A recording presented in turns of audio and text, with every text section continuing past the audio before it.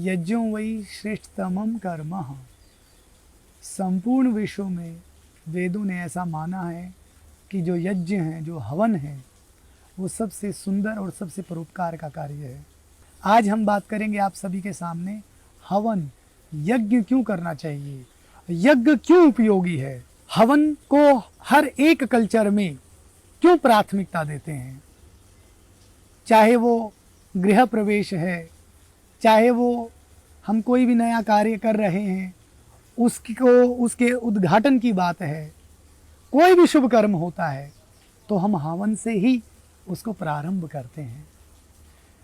हमारी जो परंपरा रही है इसके पीछे यही उद्देश्य रहा है कि हम ये जो अच्छा कार्य करने जा रहे हैं, जैसा हवन परोपकार का कार्य है, वैसे ही इस कार्य से भी हम समाज में एक परोपकार का कार्य करें। ये मुख्य उद्देश्य उसके पीछे होता है। अनेकों जो मिलियनर, जो बिलियनर्स लोग हैं, चाहे वो अंबानी जी हैं, चाहे वो मुझाल परिवार है जो हीरो होंडा वगैरह के मालिक हैं, इन लोगों के घर में लगभग प्रतिदिन हवन होता है, होम होता है। अच्छा हवन करने से हमेशा घर में सुख शांति मिलती है। वहाँ की जो वाइब्स हैं, जो एनर्जी है, वो हमेशा सकारात्मक रहती है, पॉजिटिव थॉट्स रहती हैं। अभी कुछ पीछे राजीव गांधी कैंसर हॉस्पिटल है अजमेर के अंदर, वहाँ पर एक अनुसंधान किया गया, एक रिसर्च किया गया, ये आप गूगल पर भी सर्च कर सकते हैं हवन को लेकर के। और देखिएगा, मैं ये जो बात कर रहा हूँ हमारे इस चैनल के माध्यम से, जो भी आध्यात्मिक हम चर्चा करते हैं, आप कृपया, क्योंकि हर धर्म का व्यक्ति यहाँ जुड़ा हुआ है, आप किसी मेरी बातों को किसी धर्म के साथ जोड़ करके ना देखें, थोड़ा सा उनको साइंटिफिक तरीके से भी सोच करके देखें।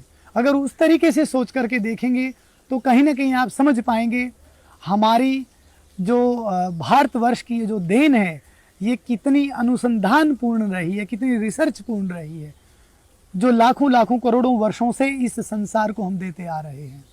तो राजीव गांधी जो कैंसर हॉस्पिटल है, वहाँ पर एक अनुसंधान, एक रिसर्च किया गया पिछले कुछ वर्षों पहले।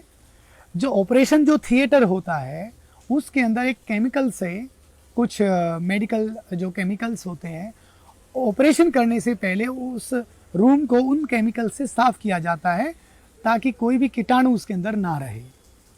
उसके बाद उस रूम में हवन किया गया कि क्या हम देखते हैं कि क्या हवन करने से वो जो कीटाणु हैं वो फिनिश होते हैं या नहीं होते हैं, वो खत्म हो पाते हैं या नहीं हो पाते हैं। तो उस केमिकल से ज्यादा असर उस हवन ने किया है, उस केमिकल से ज्यादा अच्छा कार्य उस हवन ने किया है, शुद्धि का कार्य। तो ये बात प्रूव होती है कि हवन सबसे प्रथम शुद्धि का कार्य करता है। फिर वो चाहे घर की शुद्धि हो, चाहे वो फिर विचारों की शुद्धि हो, चाहे वो मानसिकता की शुद्धि हो, नेगेटिव थॉट्स की शुद्धि हो।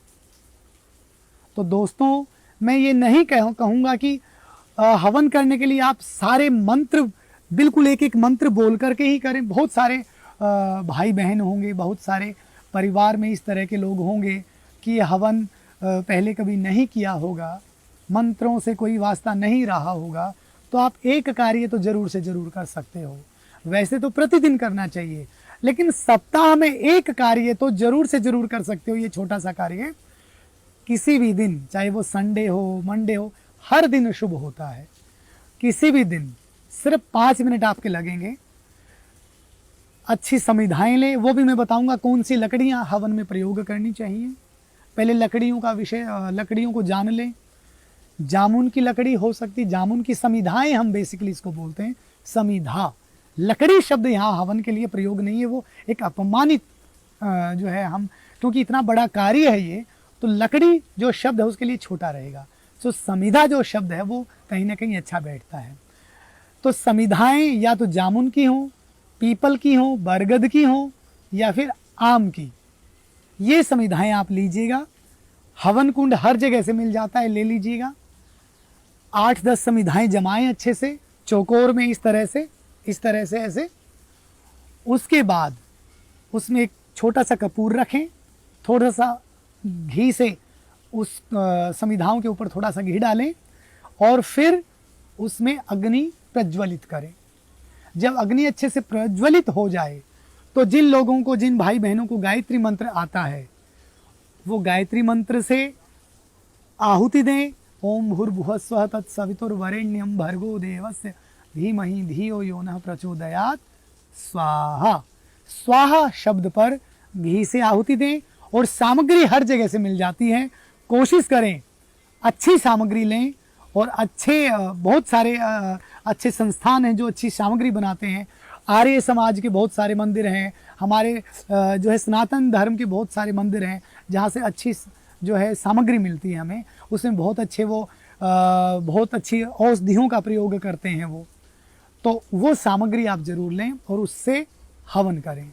गायत्री मंत्र नहीं आता है तो सिर्फ ओम बोले, ओम स्वाहा कम से कम 11 या 21 बार ये आहुति जरूर से जरूर दें।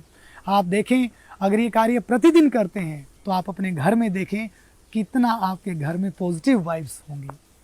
और मेरा अनुरोध है बच्चों को वहाँ जरूर से जरूर बैठाएं ताकि इस आधुनिक भाग दौड़ में हम जो दूसरे देशों की तरफ जो भाग रहे हैं, उनके कल्चर की तरफ जो भाग रहे हैं और अपने कल्चर को जो हम पीछे छोड़ते जा रहे हैं, कम से कम हमारे इस कल्चर से बच्चे परिचित हों। राजा दशरथ ने हवन जब किया तो उनको 4 पुत्रों की प्राप्ति हुई थी। आप सभी को पता है राजा दशरथ ने पुत्र प्राप्ति के लिए हवन करवाया था।